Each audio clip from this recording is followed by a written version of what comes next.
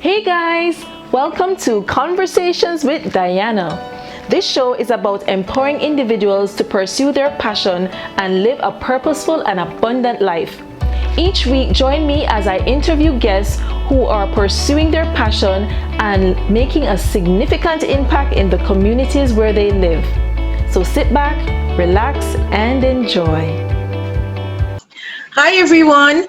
As mentioned in my previous promotional video, today's special guest is none other than Tamisha Parris. Tamisha Parris is a diversity, accessibility, and inclusion specialist whose passion lies with empowering people and organizations to reach their highest potential. She has worked with organizations all across Canada and the United States to raise their diversity profiles while helping them to succeed in their strategic goals. Tamisha is a graduate of the University of Toronto and has worked with organizations such as Citibank, Durham Regional Police, Nestlé, American Express, PepsiCo Canada, WeCare and Go Transit. She has volunteered much of her time to Autism Speaks Canada, Special Olympics, Junior Achievement, City of Toronto, and has served as a board member on several board of directors. In 2007, Tamisha was awarded the YMCA Woman of Distinction Award for her extensive diversity work. Parris Consulting, her company, is a diversity, accessibility, and inclusion-focused consulting firm based in Vancouver, Canada. They are dedicated to assisting organizations across North America build equitable, diverse, and inclusive workforces. Contact Parris Consulting today to discover how they can help you create a respectful work environment free of prejudice and discrimination.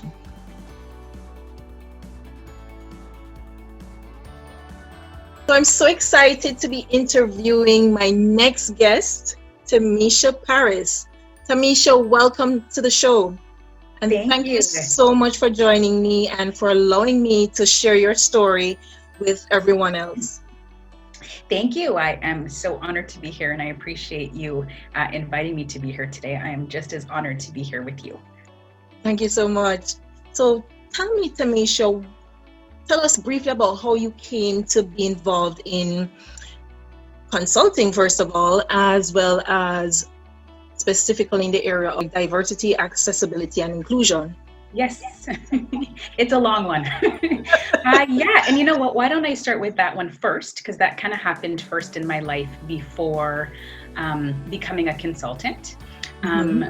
Diversity to me has always been about standing up for advocating for the oppressed, for the underdog, for the people that don't have a voice. And that's something that has always been a part of my life. That's how I was raised, to speak up for what is right, to do what is right, and to make sure that we're on the right side of history. So it wasn't until I was probably about a couple decades ago. I think the first time that I did any kind of volunteer work, I was 13 or 14, and it was forced. My mom was like, we're going to do this, but yes. She was lovely because she did it with me. And we volunteered for the Special Olympics, and we became rhythmic gymnastics coaches for the Special Olympics, which was pretty amazing. And I think that was when I really fell in love with just working with people that aren't always seen and aren't always heard, don't always have a voice. And that kind of just snowballed into taking on more and more volunteer jobs. Again, with, whatever kind of touched my heart, or at the time, what was where people were in need. So I went on to do that for the rest of my life, to do a lot of volunteer work. And oftentimes it had 99% of the time had to do with helping other people, or helping people learn how to help other people. When I went into university, I went to the University of Toronto, and there I studied equity studies, which you can say is diversity, prior to diversity becoming diversity. Exactly. So back when it was, equity studies and human rights and women's studies and all of those things, which I absolutely loved. And then that kind of just snowballed into the jobs that I took. And then when it became evident that this is something that I really wanted to do and wanted to continue, I decided then to go into consulting. Which also kind of happened. There was just, jobs that happened to come up that allowed me to kind of take that path without choosing the path per se. So it's been wonderful. Obviously, there are positives and negatives about being a consultant. Obviously, there's a lot you have to be able to manage on your own. So it isn't that everybody can become a consultant. I think you have to be extremely dedicated. You have to make sure that this is your passion. There's no 9 to 5, Mondays to Friday. It is 7 days a week and can be 24 hours a day. So all of that is really how I came to be. I moved out to Vancouver about 7 years ago and have been doing work with different consulting firms, and then branched out on my own and have been working on my own since then. Wow, that's amazing. I like the fact that you kind of said it wasn't as if you chose it. It's the opportunities that presented themselves that kind of propelled you into the area that you're in now, which is a nice segue to the second question, which is being you mentioned the challenges initially with time. Obviously, well, I'm not sure if it was really a challenge per se, but I believe that's a lot of consultants and a lot of business owners share the same feeling. Can you talk a bit more about some of the challenges you faced in the early years and how you overcame them? Absolutely. So most consultants or people that are self-employed or entrepreneurs will tell you, which you would know yourself, Yes. Feast or famine, right? Correct. So there's times when there's so much work, you are overwhelmed and you don't even know what to do with yourself. And then there's times when there is no work and you are overwhelmed and don't know what to do with yourself. So I think that is probably one of the biggest challenges, is making sure that you're able to I guess forecast, if you want to call it that, forecast to see what's coming up, be able to really plan, especially when it comes to budgeting, when it comes, obviously, bills don't wait. That's so Things true. don't wait. You really So true. have to manage and be able to function regardless of if you're getting paid or not. A lot of work that you do as a consultant is non-billable work. So I think those are some of the really big challenges. I think when you work on your own, getting paid can be a challenge.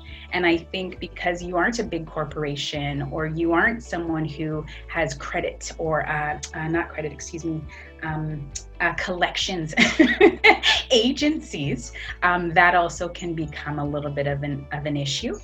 So I think that is also something that is seen as a challenge. Another challenge I would say too would be just the fact that oftentimes how you come across to others and your credibility isn't always as huge as, or to be able to prove that to people or show that to people. Exactly. Because you're self-employed. You're not a huge corporation that has commercials on television and has, backings, etc. So that sometimes as well, in being to prove that you're the right person for the job. So I would say all of those things are definitely challenges that, of course, I myself have come in contact with. And it's just a matter of continuing. If this is something you want to do and you're passionate about it, you got to do it. I'm not saying that doesn't mean you can't do other things. Sometimes you have to take jobs on the side. Sometimes you have to take things that are not in line with maybe your vision or what it is for you see for yourself, but making sure that you're able to balance all of that. So I would say those are some really big challenges. Networking, getting your name out there. It takes money oftentimes to advertise, to market yourself. And especially if you're a one man or one woman show, then you are responsible for your marketing, for doing the work, for supporting your business, for paying for your business, for everything. So because of that, it's often quite tough, and oftentimes people don't realize just how much work goes into being self-employed. And that is why I think it's very important to share your story as well as other people's story who have been through what we all are going through right now. As you mentioned, it's a challenge that most, if not all, self-employed persons have to deal with. Yeah. What were some of the solutions, or what did you use in order to maybe to help someone else so that they can maybe perhaps be more prepared? Yes. In hindsight, what were some of the things that you think you could have done differently, if any? Obviously, there are things that obviously not within your control, but Right. for those things that you think, well, maybe if I had done this a bit differently, if I had sought help here, so that anyone listening or watching could take from that. Absolutely. I think what I would say is not being afraid to ask for help. Yes. But at the same time, for myself, I don't fear asking for help. My issue is that I don't know even when I need help, because I'm so used to just going, getting it done. There's a problem, I figure out a solution, you just keep moving. And sometimes you don't really need to do that. Sometimes you can just stop and say, maybe there is somebody who can help me with this, or maybe there's a way that I can go about this in a different way, which can alleviate some of the stress. Or maybe there is a program or software that can help me with what I'm doing right now and help me to maybe automate some of the things that are taking a lot of my time. Because oftentimes a lot of those things are the non-billable work. So That's the non-billable work where if there's ways that you can make it easier for yourself, if there's ways that you can get that help. I would also say too, in knowing what your strengths are. Know what your strengths are and know what your weaknesses are.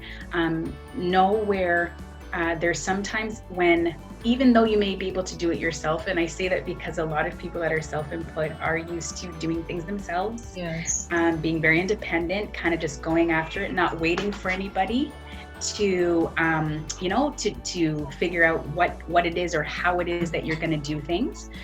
So I would say that would be something in being aware. So self-aware, but aware of your business and what you need, and not being afraid to hire someone if someone has the skills that you don't have.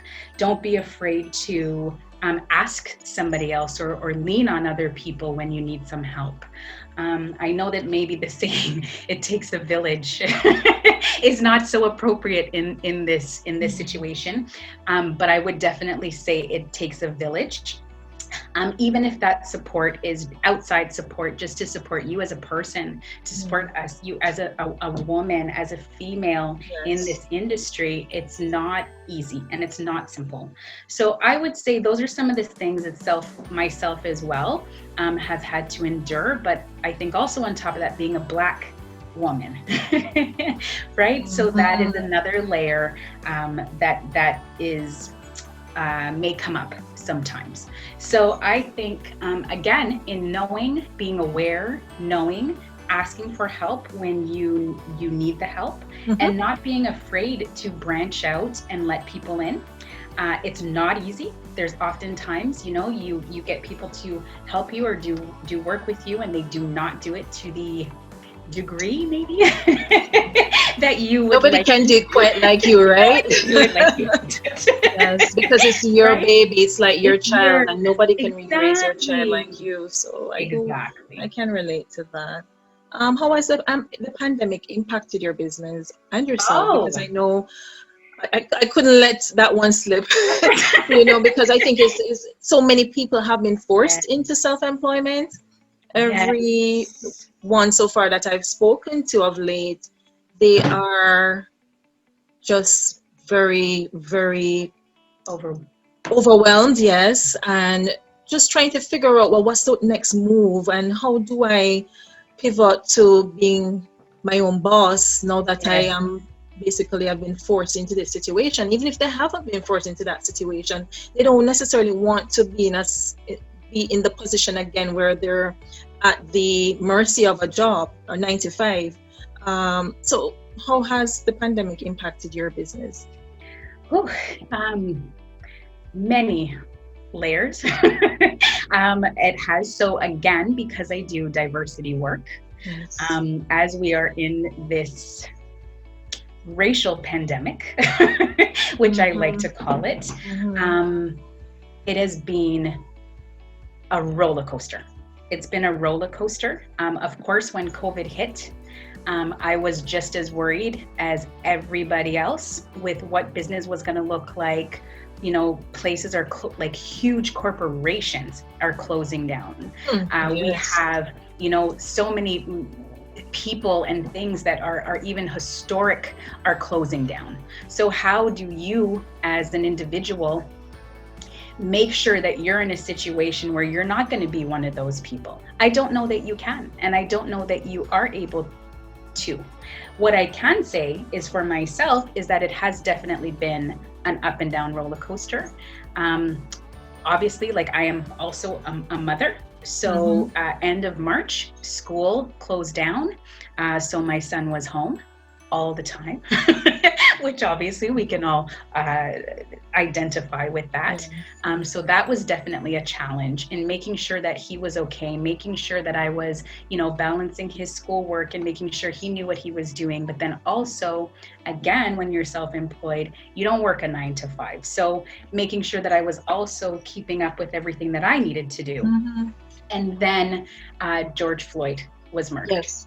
And that left such heaviness, heavy. Like, Still, every single aspect. I had people calling me, people texting me, people emailing me, and not just business. Like a lot of it was business, but a huge part of it was personal. And people checking on me or people making sure I was okay. So what that actually did, and not only that, but also conversations about what do we do? How do we do this? How do we move forward? What kind of how do we make changes? I think it was a huge awakening for a lot of people. So what happened with my business is I was getting calls left, right, and center. A lot of the calls, which maybe I shouldn't say surprised me, but I was taken aback a little bit by a lot of the calls were from friends or family members or people close to me that had stated that because of everything that was happening, their work turned to them and said, well, what do we do? wow. How do we make this better? What do we do? And that was because they were Black or because somehow they were put in this position to take this on or take on racism in the workplace.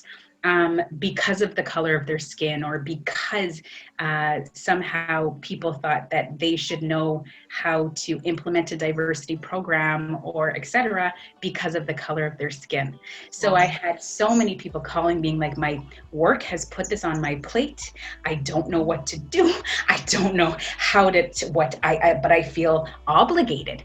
So that I would say for my business, outside of the increase, increase in work, it also opened up a new path that I didn't really think of before, which was individual coaching. And this was with people, again, that had just called to be like, I want to talk.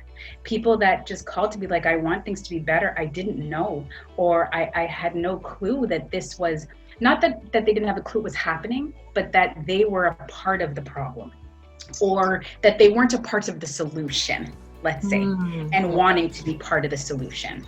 So definitely that has skyrocketed, as well as speaking engagements and talking to different resource groups that are within, organizations, a ton.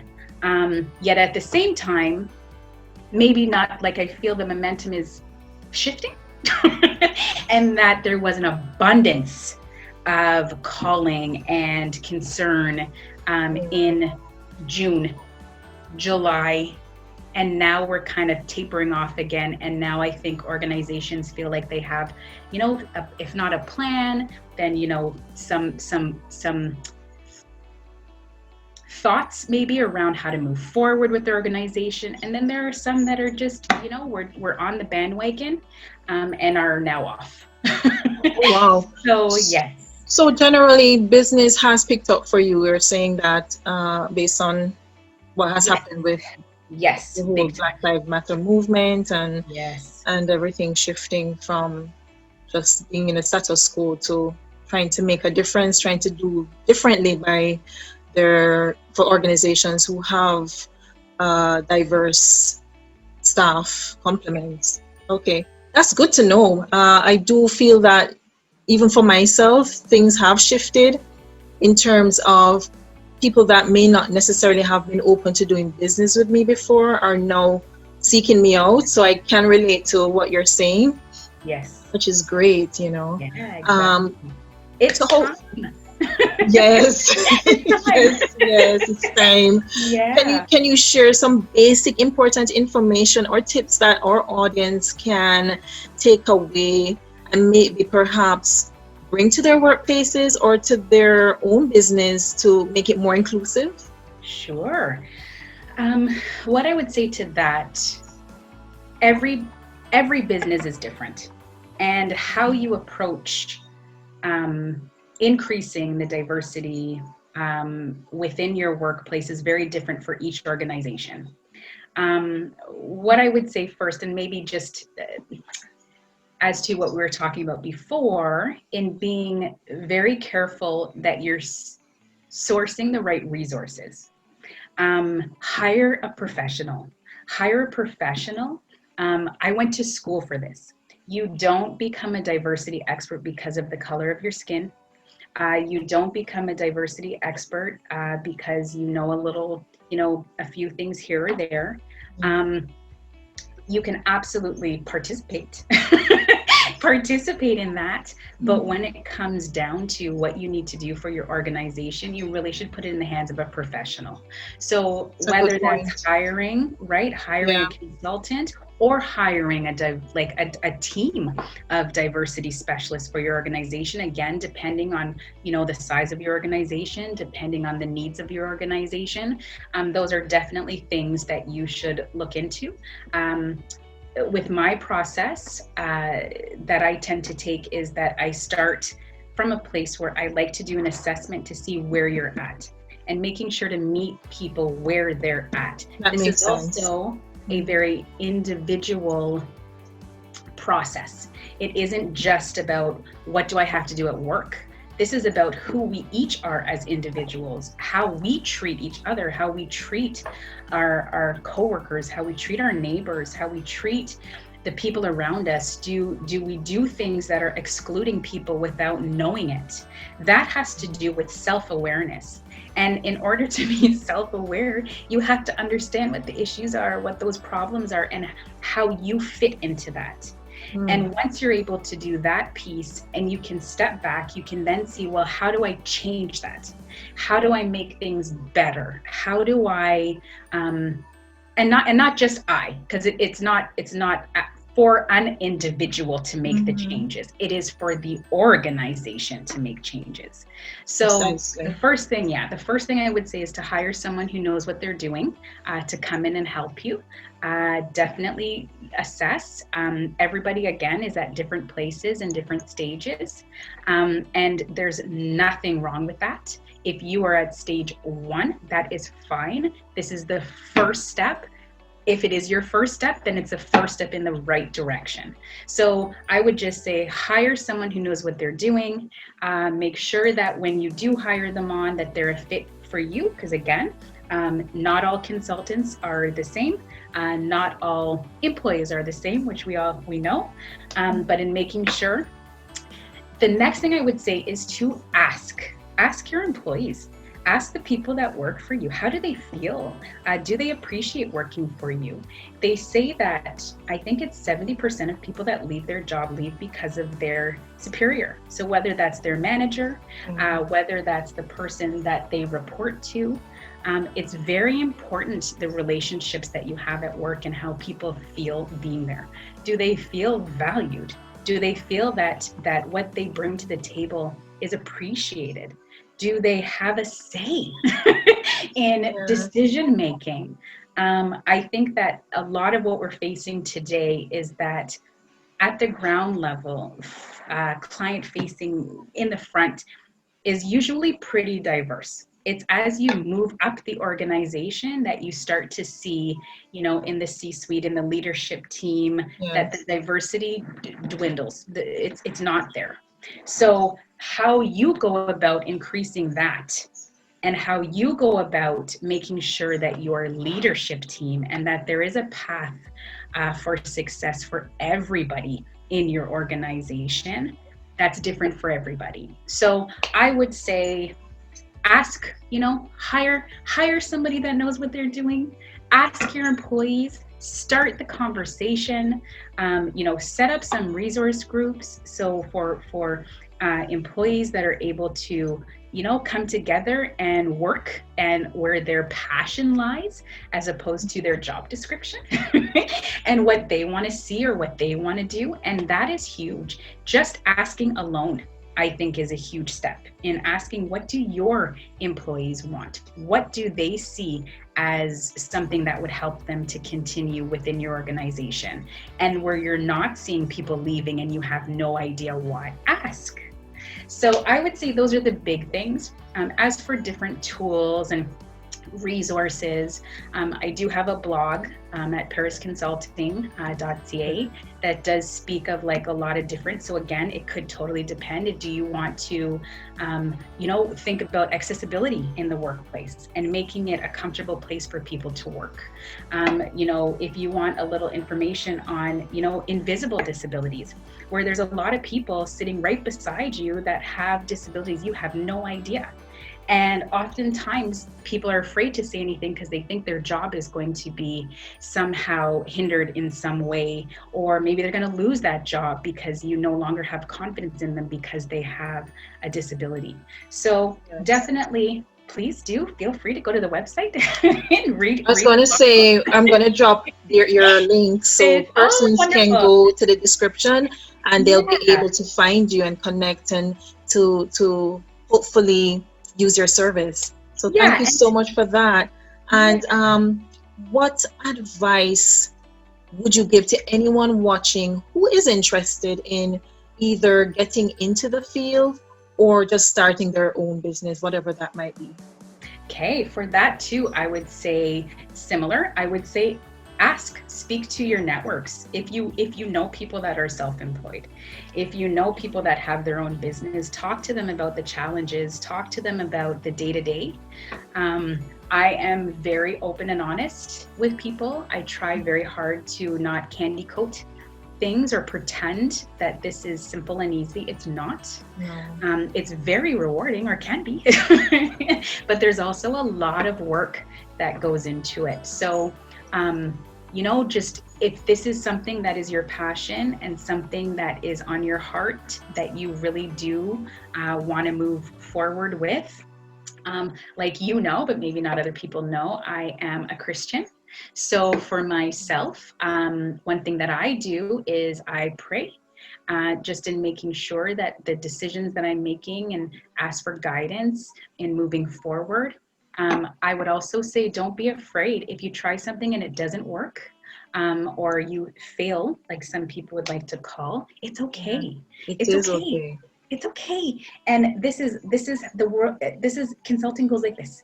Yes. So sometimes it's wonderful and sometimes it really sucks. But you got to hang in there. And also, like I said before too, seek the help of people that can help you. If you maybe have an amazing talent, yet maybe you don't have that business know-how, then find someone that has that business know-how. And not necessarily do you need to take them on as an employee, but maybe they can sit with you for an hour, 2 hours, and help you just plan things out, or help you figure out what you might need so that you can go ahead. Of course, there's also always Google and YouTube. Yes, my favorite go-tos. Right? for us all. You know, when you're not sure, ask Google.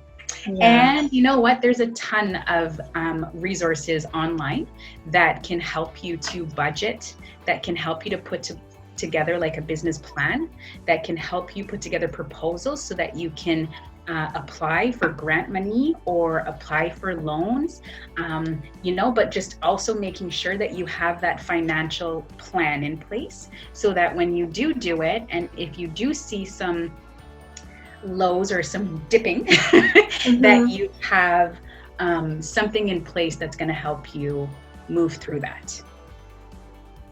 Well said. Well said. I can't stress enough the importance of prayer. I mean, I personally can't do anything without prayer. So I do agree with that point. Yeah. One last question. Yeah. I know as someone who is very busy, you have a family. When do you find time for yourself? What are some of your guilty pleasures, or how do you unwind? Because you know what? You can't pour from an empty cup, they say. And that is so true. And I find there are times when if you're not careful, you can burn out.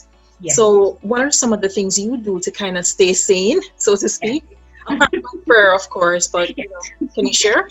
Yes, absolutely. So this is a difficult one. I think for myself, just as much as it's difficult to see sometimes when I need help, it's just as difficult sometimes to realize that I need to slow down or that I need to take a break. I will say COVID has helped definitely in that department, and that, you know, there was time that things just got so overwhelming that I just stopped and said, okay, I'm not doing anything. Like, I'm not doing anything. The only thing I'm going to do is watch TV.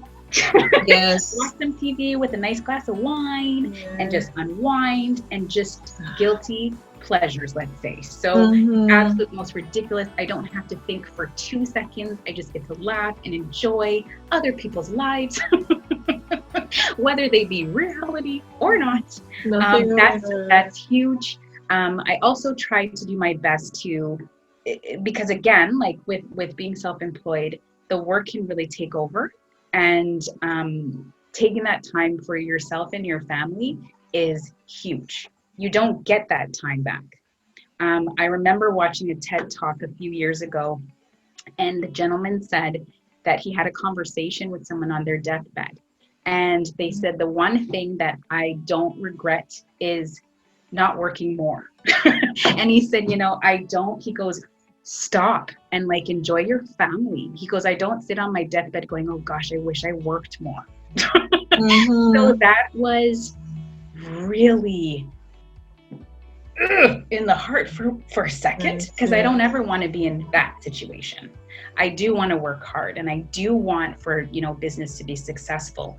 But what success looks like also has to include a healthy, happy you, and a healthy, happy whoever's surrounding you. So whether that's my child, whether that's our environment, whatever that is, you've got to take that time for yourself, or you're not going to be successful, whatever your definition of success is. You really do. So for myself, it varies. Sometimes just going on a drive, maybe going on a walk.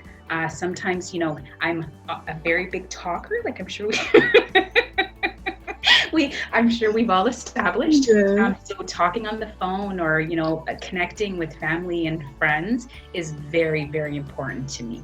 So I just make sure that I check all of those things, and make sure that I remember.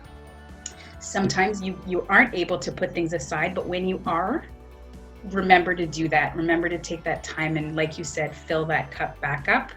You can't work from an empty cup. So, and it's a work in progress, Diana. It's a work in progress. I know, the very best of us. And if you're someone who, like me, you tend to sometimes thrive on, you know, the things that you love to do. Sometimes if you're not careful, you forget to eat on time, or you forget to eat at all, to exercise, or, you know, things like that. So sometimes even for ourselves who should know better, we have to sometimes have, you know, that talk and say, no, you got to stop, you got to take a break. Yep, exactly. Wow, I can't believe we've reached the end already, Tamisha. It was such a pleasure. I really want to take this opportunity to wish you and your company continuous that you're doing well, and much abundance on your journey. Oh, I appreciate it. And to yourself as well, you're doing amazing work. Thank And you it so is, like I much. said, such a pleasure to be here. And I know as you two, through your own ways, are helping and educating and making this world a better place. And if there's anything ever that I can do to help with that, I'm here and I want to do that. I thank you for supporting me and my business. And of Thank course, you. I would like to do the same for you as well. So I thank you appreciate for that. having me here. And I appreciate it being able to share and chat with you today.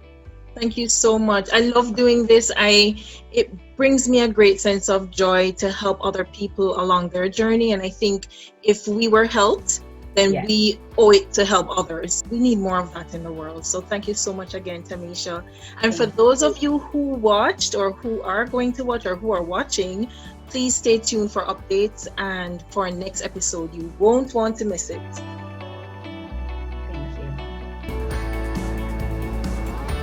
It is important for me to let you know that I greatly appreciate you. It takes a lot of time, money, and energy to create useful content. I'm very passionate about helping you to become a better version of yourself because I believe in you.